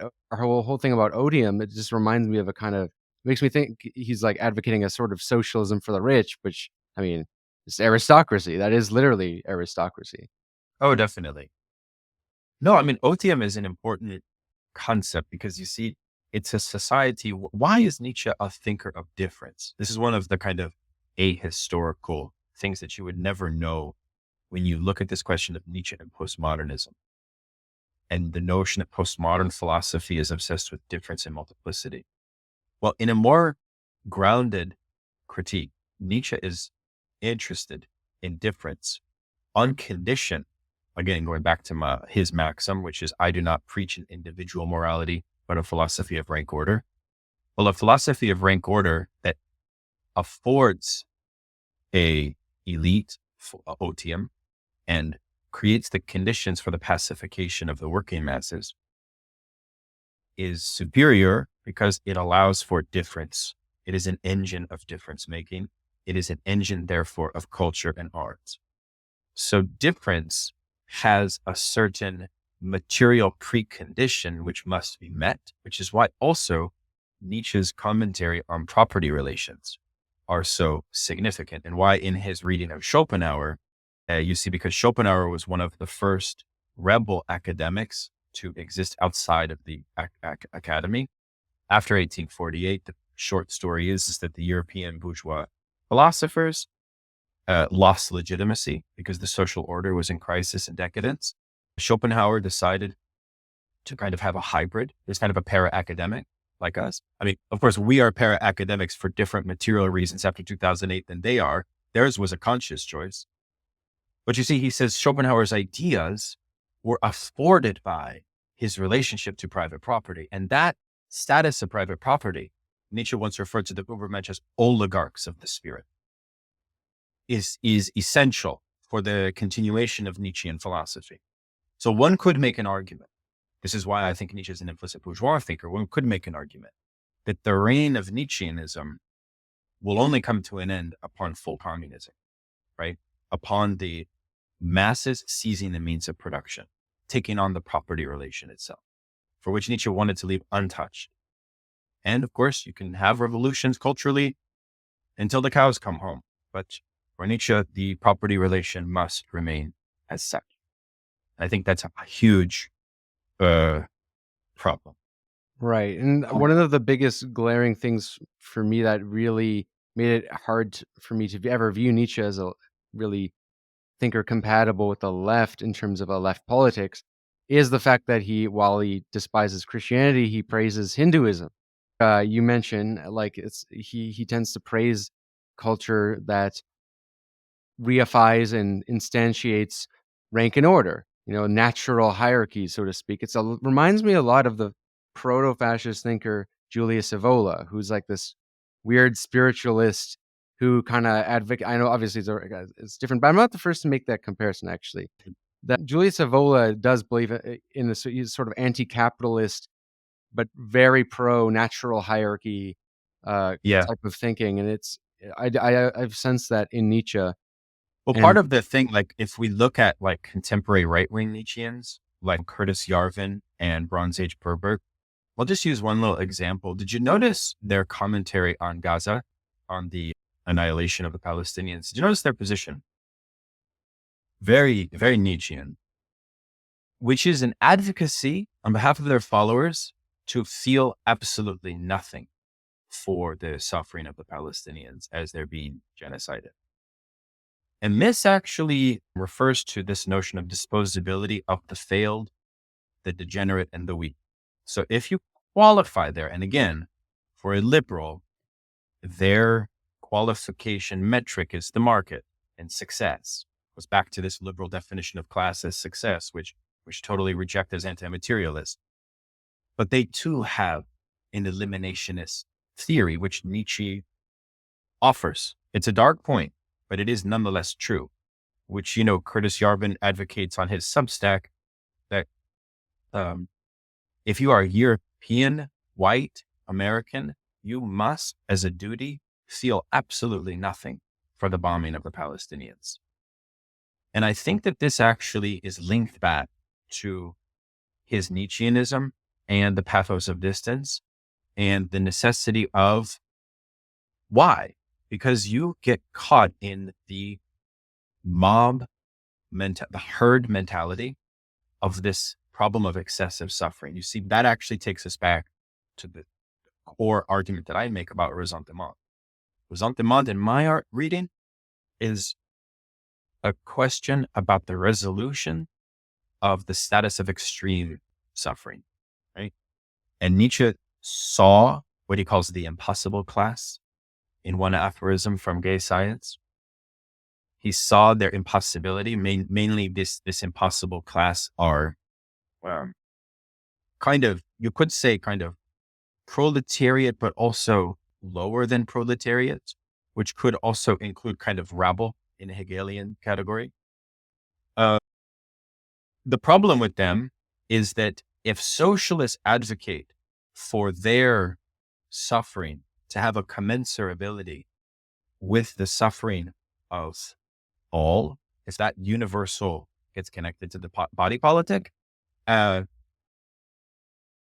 we have an intractable condition of decadent nihilism on our hands, precisely because Nietzsche makes many comments about how they will not be able to have the flexibility of perspective. This kind of goes back to Nietzsche's notion of perspectivism.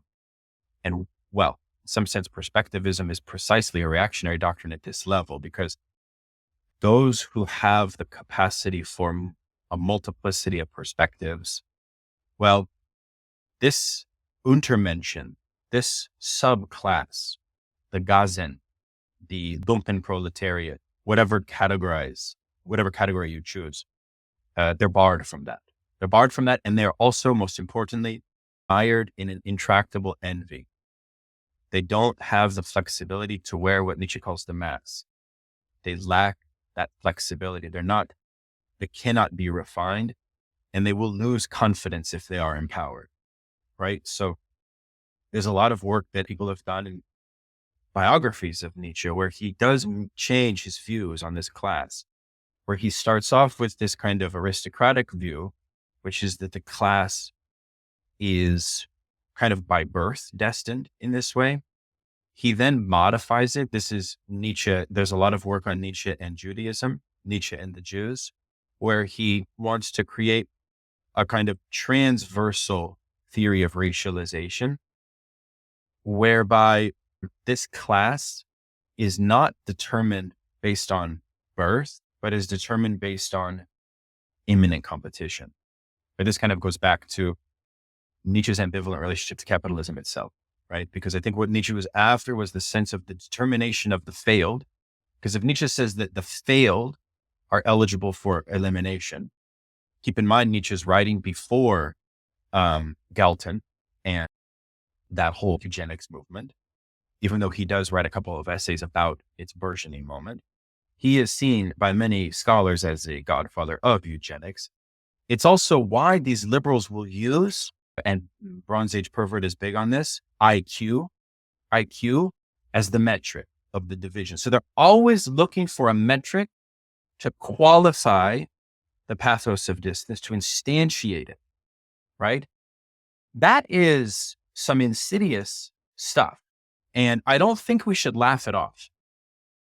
Like, I'm in conversations with a lot of Nietzschean scholars, right? And they're kind of like, yeah, Bronze Age Pervert's dissertation is not a big deal because he doesn't work with the sources and it's very idiosyncratic and so on. But it's like, I hate to be like alarmist, but I actually do think that is, I don't know if you've read his dissertation or whatever, but it's this really wild thing. Anyways, I guess what I'm trying to say, whenever I talk about Nietzsche, Tony, I go on these tangents because, again, this is the thing. He gets inside of me, and like I'm always sweating him out.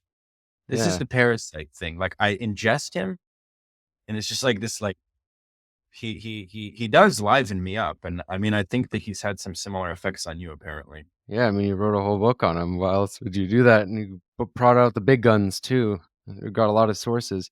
I do want to scale it back though, just real quick. Sure. To Nietzsche's impact on the left, because initially, one thing that I was a little skeptical of is, to what extent is this impact on the left really just an impact on the academic left? People who are kind of already out of touch anyway with most regular people. Like, I don't think most regular people are reading Deleuze and Bataille and stuff. But you did give these really good historical examples of various political actors who had a sort of left Nietzscheanism that kind of had a questionable impact. But one example that I think is highly relevant to listeners here, which I think can attests to your point, is the most famous left-wing YouTuber right now is ContraPoints. She has a PhD in philosophy, and she has this video called Envy, very long.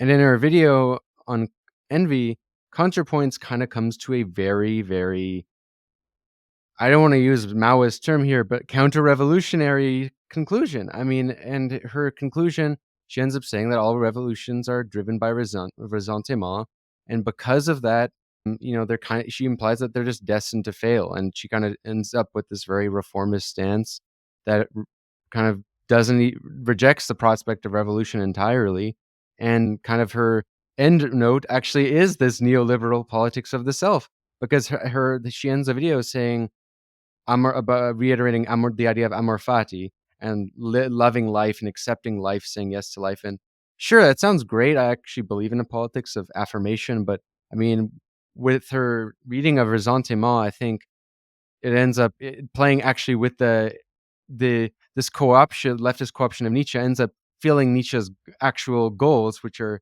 anti-class emancipation. Whereas the way I would see it is, I would agree, yeah. I think resentment, you say this also in your book, that resentment, you do make this distinction between resentment and ressentiment, but I'll let you elaborate on that.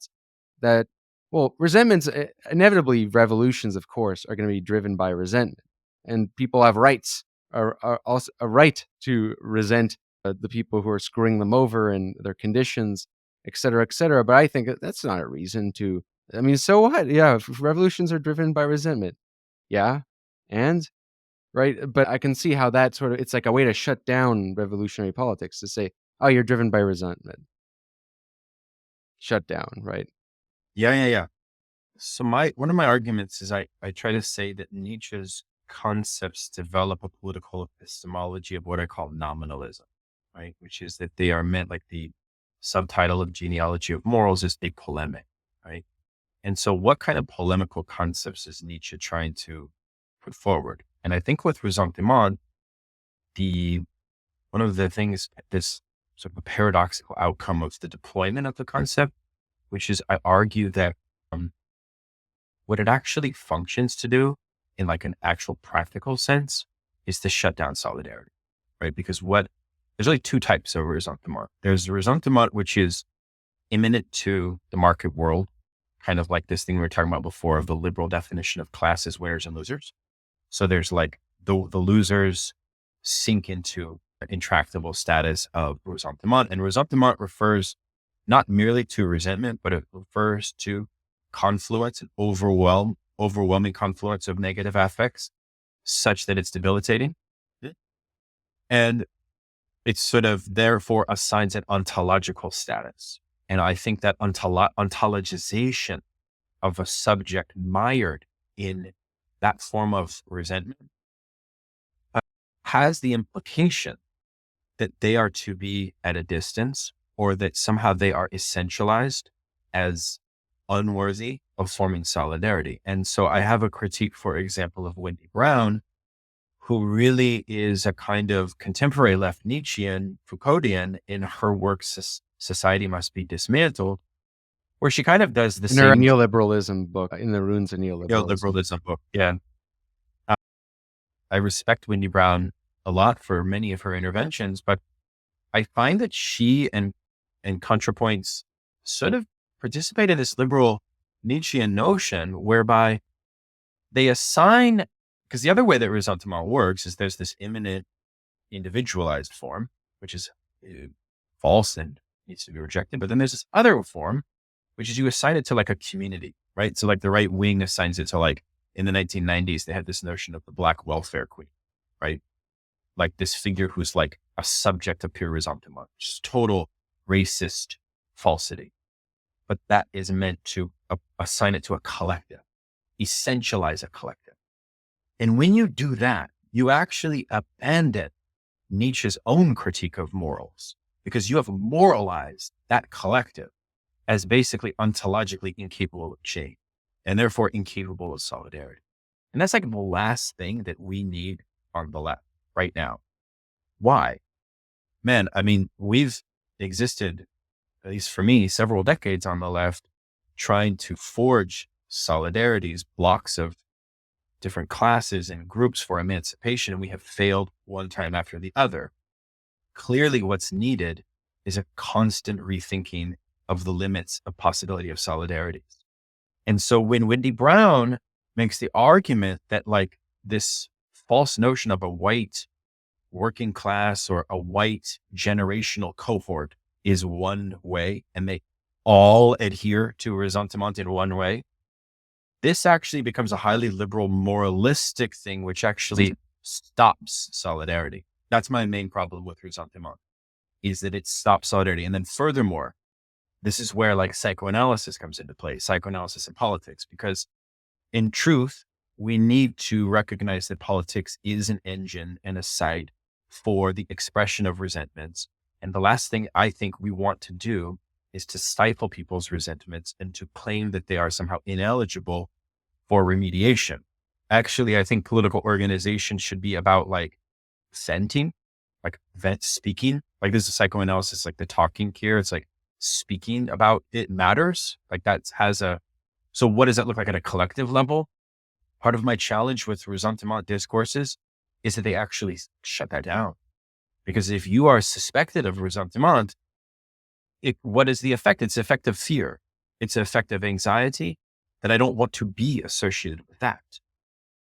So that's the last thing that we need. It's anti-materialist. It's anti-materialist because absolutely there are a multiplicity of oppressions that need a proper venting. And when the Nietzschean philosopher decides who is and who is not of ressentiment, we have a certain elitist thing going on. And I mean, so this is, I mean, I think you catch my drift here, like, you know?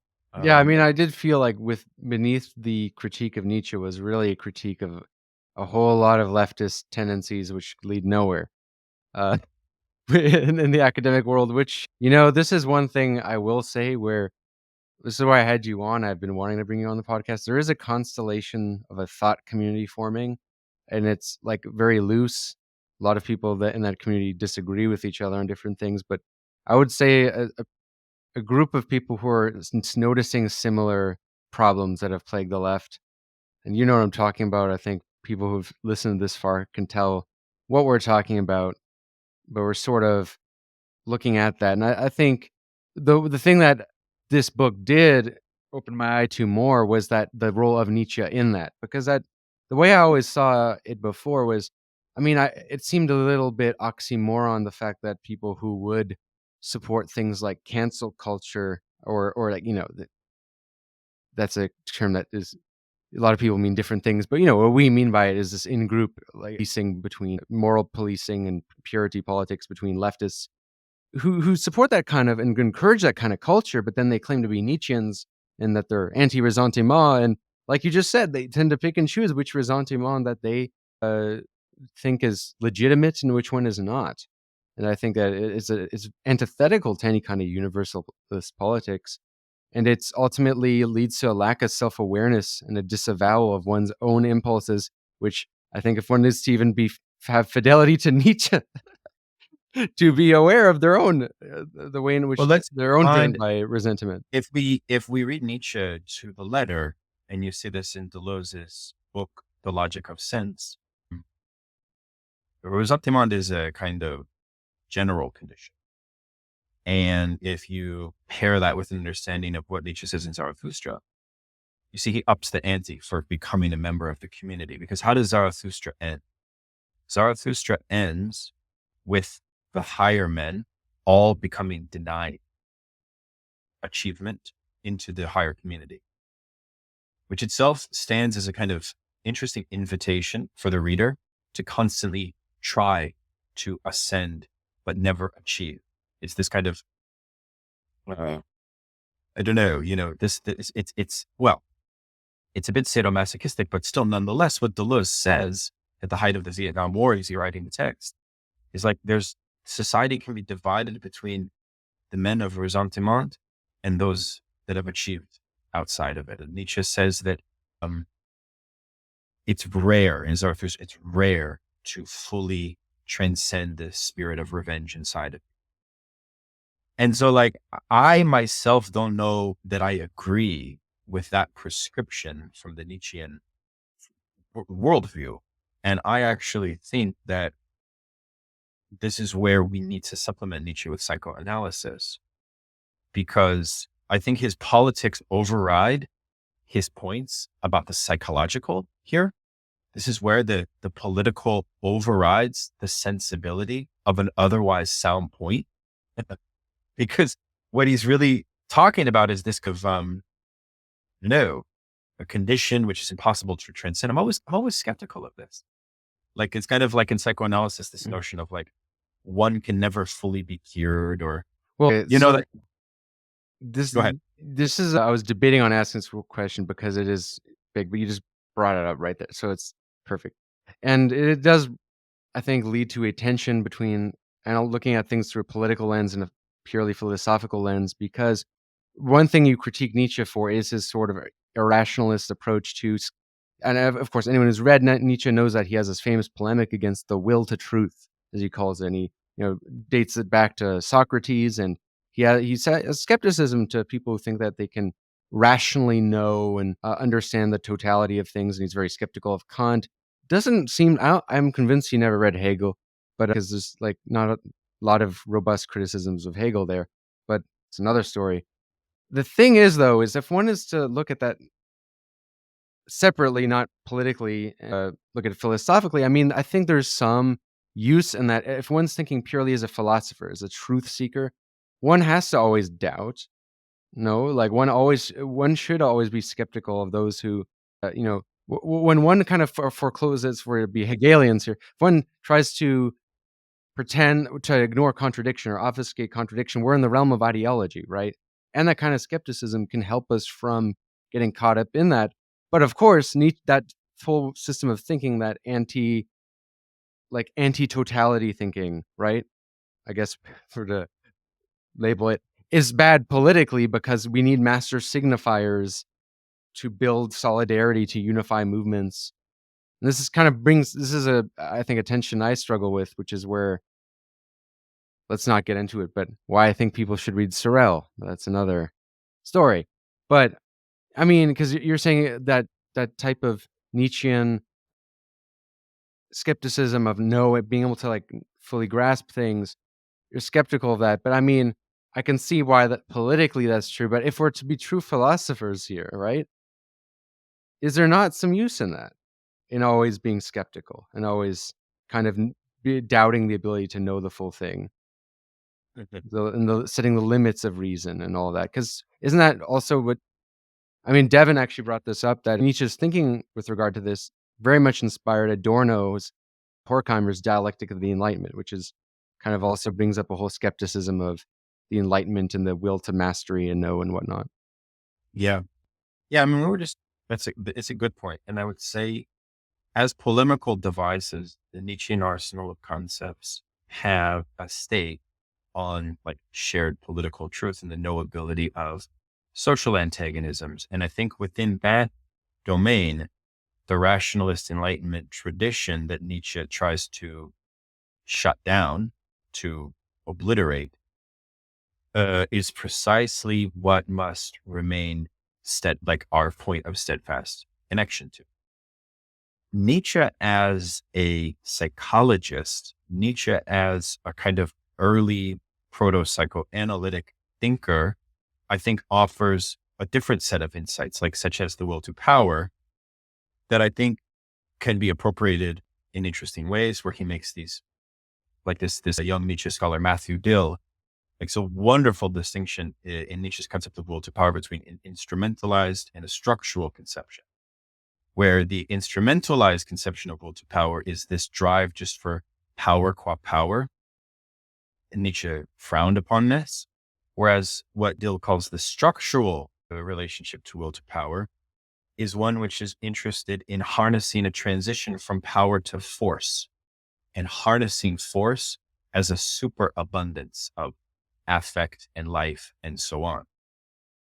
I think in this way, Nietzsche tries to create a naturalism based on a theory of the subject qua physiology. And you really get this in Safronov's new book, which was his dissertation. I recommend everybody read it, called Nietzsche's Political Economy, where Safronov says, look, greater than national, class, religious, ethnic, whatever, racial identity, the connection to rank, Nietzsche argued that slave morality was insidious because it prevented a true physiological ranking. This is part of the reason why a lot of Nietzscheans are obsessed with things like IQ and like weird biological determinisms. And I actually think that like that is a potent set of insights that need to be handled very carefully. Otherwise, like when those insights are meshed into Marx's theological conceptions of praxis, which is about what? Which is about thesis 11, which is about changing the material substrate of social reality, social life at a collective level, a level of consciousness. Nietzscheanism runs a risk of shutting all of that down. So there needs to be a careful discretion and separation there, where I think this notion of formulating this Nietzschean obsession with rank order vis-a-vis physiological distinctions is not useful for politics. Like, I don't really care to define equality based on physiology. Like, I actually think that is an intellectual arsenal that the ruling class can just use and abuse ad infinitum. It's not the basis by which we must advocate for revolution. This goes back to why Nietzsche invites a new thinking of the philosopher and of how ideas function within the class struggle, I think. So you're asking me, does Nietzsche have a point in all of this? Of course he does. But what I'm saying to you is that from a prescriptive point of view, I don't think that this is the best lens by which we should advocate for the continuation of political revolutionary tradition, which we are committed to, resurrecting, right? Mm-hmm. So that would be my sense of it, and apropos this notion of can collective groups transcend their resentments? The answer is yes. And I think we have empirical historical proof of that, right? Like, okay, in a Nietzschean language, we would say, well, the civil rights movement ran the risk of just further entrenching forms of resentment, which were not transcendable, like from Civil War reconstruction to civil rights. It's kind of one pessimistic story of a decline in some sense. Why? Because it's driven by aspirations of equality and egalitarianism. That is all false. That's all backwards. That's like, this is not the case. And I think that when we submit to a conception of history like that, we compromise our own commitments to emancipation. Like, what we need at this moment is more optimism about material revolutionary possibility. We don't need more petty bourgeois skepticism. But what about pessimism of the intellect and optimism of the will, as Gramsci famously said, right? Because Nietzsche, in many ways, I view his use as that skepticism of the intellect. But one thing you just mentioned there that I heavily agreed with is that his lens is not it's not a great lens to advocate emancipatory politics, like a Nietzschean socialism or it does not really unify a mass. It's not optimal for a mass politics. I would agree. And that is an instrumentalist argument, but I think it is a valid one. However, I mean, can one still grapple with those ideas we could easily imagine work. This is why my reading method is trying to invite new work to be done with this perspective bringing. Why not analyze historically how egalitarian movements enhance the physiological outcome of the subordinated and the oppressed? Of course they do. This is something that Alain Badiou speaks of and Ernst Bloch speak of all the time in their analysis of revolutionary history. I mean, what does a revolution achieve at the level of affect for the people? Like, Bloch talks about how it opens up a consciousness of the future, which is fundamentally optimistic, which opens up a possibility of a horizon of solidarity, which is foreclosed in bourgeois seriality and bourgeois normal relations and so on. That's something that Nietzsche would not only deny, but like politically seek to suppress. So in my vision, it goes back to revolution in some ways, and the kind of But nonetheless, so I insist, Tony, that appropriations of Nietzsche have to happen because he has to be confronted. Right. Okay.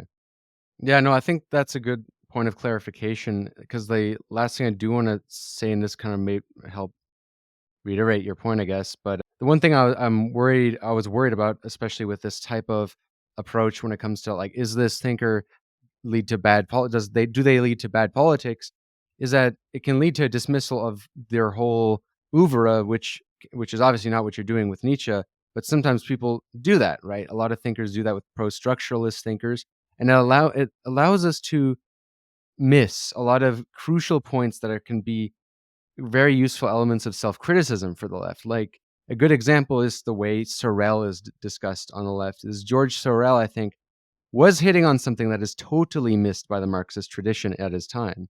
When it comes to what it really galvanizes mass politics, I think he had a big point with with grand myths and narratives that is often lost, and that needs to be studied. But because he had this influence, right? He was an anarchist thinker, of course, but he gets utilized by Mussolini, and because of that, he has this association with fascism that people will use to disregard him entirely. And I think Nietzsche has a lot of useful concepts which we discuss mostly, and the one other idea of his which you brought up, and that's why I kind of want to end on this, just because I really do not want to miss this one crucial idea of Nietzsche, and that is the will to power, because I think that is worth discussing. Like, to what degree is there merit in that idea, and should we study it? Mhm. Because one thing I found interesting is the way that implicitly is shown in Max Weber's writings, a sociologist. He has this great work, Politics as a Vocation, and he starts with the presupposition that everyone is driven by power. But that's we shouldn't be asking, are they driven by power or are they not? Rather, can this power be balanced by an ethics of responsibility and convictions, right? Mhm. But he doesn't start that, oh, is there the Machiavellians and the power hungry people and the ones who aren't. I think that's important, because when we try to say, oh, those who advocate proletarian mass communist politics are not driven by power and all too human impulses, we risk the delusion of placing ourselves in the position of like the big other, where we're just like a extension of the natural laws of historical development, or of the proletariat as this agent of progress, and then we can actually rationalize a lot worse acts because of that lack of self-awareness of those all too human impulses. And I think it's worth reckoning with that power as well, because and it's relevant to the cancel culture discourse. Is I think a lot of the people who are driven up in promoting that culture are driven by a sense of deciding the fate of others. If there's a sense of power in being able to eliminate someone from a platform by tweeting in a mob and stuff. So with that kind of, because of course Nietzsche doesn't think there's people with the will of power and those who aren't. He thinks they're all driven by the will to power. Even those who have slave morality, he thinks it's a kind of will to power, in a sense that it's a way to bring down, to delegitimize the people of the ruling class, and so to speak. And he sees it as an expression. But this idea that we're all do you think that there is merit in that, or do you actually just think that actually might just be an arcane idea that we should disregard? Because my position is, I think the will to power is worth taking seriously, and I think it's missed in Marxist class politics, especially when we talk about dictatorship of the proletariat. We kind of forget that I don't think we should abandon such ideas, but that if we forget that we're driven by all these all too human impulses, we can lead to delusions that can rationalize worse acts. Yeah. No, I mean, I think, as I mentioned before, the Nietzschean reflections on will to power present a kind of psychological and early proto-psychoanalytic set of insights, which I find quite interesting. Like, Luz Salome was one of the first, the romantic interest of Nietzsche, was one of the first Nietzscheans that was brought into Freud's inner circle. And there's some literature about how her presentations on power and so on led eventually to Freud's notion of the death drive, things of this nature. So, of course, in our understanding of a philosophical understanding of subjectivity, which, of course, tradition of Western Marxism takes quite seriously, I say scientific investigations into physiology should be unending and should be opened. But again, we are thinking here primarily, although not exclusively, of Nietzsche as a political epistemologist, Nietzsche as a political polemicist. And in that domain, we need to supplement these vitalists. You see, the problem, Tony, is when we exclusively put vitalism in the driver's seat. This goes back, you mentioned Sorel. Well, Sorel was influential on Mussolini because Sorel abandoned the Enlightenment rationalist tradition of socialism in favor of this highly chaotic, anarchistic, vitalist tradition, which completely reformed and changed his agenda of what he was trying to achieve politically in the notion of the development of the mass strike as mythical construct, such that basically what happened was a kind of cultural revolutionary modality of an anti-elitism. So it's kind of like a souped up post-Marxism culture war strategy that was interested in using violence as a point almost to wake people from their slumber and to not, importantly, this is the big thing with Sorel that Sternhell points out, not revolutionize the mode of production. Sorel adopts vitalism at the point at which he says revolutionizing capitalism is impossible. So Sorel has an embedded reactionary agenda that I think we must avoid. So these insights need to be supplemented, in my opinion. He does not have those positions by the time he writes Reflections on Violence, though, which is that work that comes up with this idea of the myth and all of that. I just want to say, because like he does have like his politics are all over the place and he shifts in these different directions. But in Reflections on Violence, he's like advocating a kind of almost like he is like supporting Lenin. He's saying he advocates for a class consciousness and he's a syndicalist at this time, but he just doesn't think class consciousness is what gets people to revolt.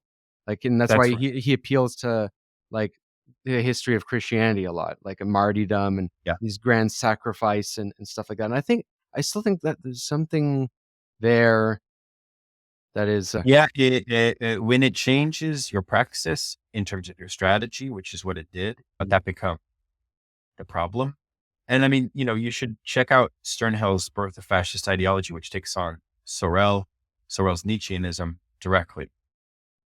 But to return to your point, I think that when we incorporate insights of the will to power at the level of political epistemology and understanding of social antagonisms and so on, we run a risk of the same risk I think that a lot of like Foucauldian reflections on power fall sway to, which is this idea that capitalism in all of its forms, capitalist social life in all of its forms, kind of presents a field of impersonal reactionary forces that are almost impossible to transcend. And that ends up producing a kind of impotent praxis, an impotent form of politics. And I think that itself also lends itself to a particular abandonment of working class emancipation. And I think, therefore, you would have to supplement that with a commitment to this grand Hegelian conception of dialectics and of this more rationalist-oriented form of thinking social conflicts. Because ultimately, we are political animals, as Aristotle says. And I think that part of our objective as revolutionaries is to appeal to our rational faculties, to appeal to our collective interests. You see, in the vitalist form, this notion of a program is off. Part of the challenge I have with Deleuze and Foucault is, one of their main things to the left is like, forget parties, forget programs, right? Forget communication, right? No, like that's not going to work. Like it hasn't worked. These thinkers have been the dominant thinkers on the left, right? Like forget representation completely. And like, we can't do that. Like there needs to be a more mediated form of thinking power. And there needs to be an acknowledgement that power itself, because one of the other dangers here is this notion of if power is ubiquitous, power is always pathological. And I don't think that's true. or this Nietzschean elitist notion that if power is ubiquitous, only there's this esoteric strategy to escape from that, and only a few can escape. That reinforces its own ascetic elitism. I'm not interested in that. I'm more interested in creating a program, I'm okay with centralized power, right, within limits. I'm okay with conceiving of liberation. If it wasn't obvious from my videos and stances, I very much am too, but that's another story. But you see, the Nietzschean tradition casts a huge shadow on centralized forms of power, right? And this is why the Nietzschean tradition always, if it is Nietzschean socialist, will always tend to be libertarian hyphen socialist. Yeah. I'm sorry to say, but libertarian socialism is exactly the mantra of the boomer post-68 left, and it has not delivered the kind of transformation that I think we need. Well, maybe it has transformed it, but it's helped transform capitalism. I think so. Yeah. I think so. That goes back to this new spirit. The new spirit of capitalism. Totally. So I think you catch where I'm coming, which is these insights need to be handled carefully at the level of political epistemology, and that otherwise psychoanalysis can answer some of these things more adequately. I think even because again, sometimes Nietzsche's political agenda almost overwhelms his otherwise original insights. So yeah, that's what I would say to that. Yeah, that was excellent. And I think you'll find my next video on controlled opposition interesting. It's not actually, it's called Theory of Contained Opposition, but I'm going to title it Controlled Opposition because that's how people typically understand it, even though I don't think of it that way. But there's a whole part that's a polemic on Foucault, on his theory of power, and his power. Where there's power, there's resistance. I have a very different way of looking at that, and I talk about that. I don't, a lot of it's implicit. So there's a lot of references in there for the theory heads, which cool. I'm curious how you'll think of that. But no, this was a great conversation. I obviously can't take any more of your time. Sure. We've discussed a whole lot here, and I think listeners who've made it this far would get a lot of value from this. And definitely check out Daniel Tutt's book that's coming out in January, How to Read Like a Parasite. It'll be in audiobook form, correct? As well. So those who so you have no excuses. You can listen to it on your way to work. Like you listen to this podcast, which you should give a 5-star rating if you enjoyed, and become a patron if you want to get extra content and support the show. Yeah. Hope you enjoyed. My only hope is that when enough people become pessimist, then out of despair somebody maybe does something. But you know why I also like to be a pessimist?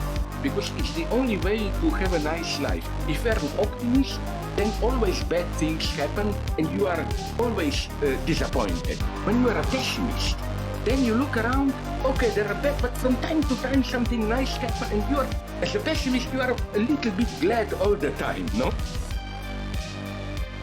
You are listening to One Dime Radio. Become a patron at patreon.com/onedime to support the show and get access to extra content.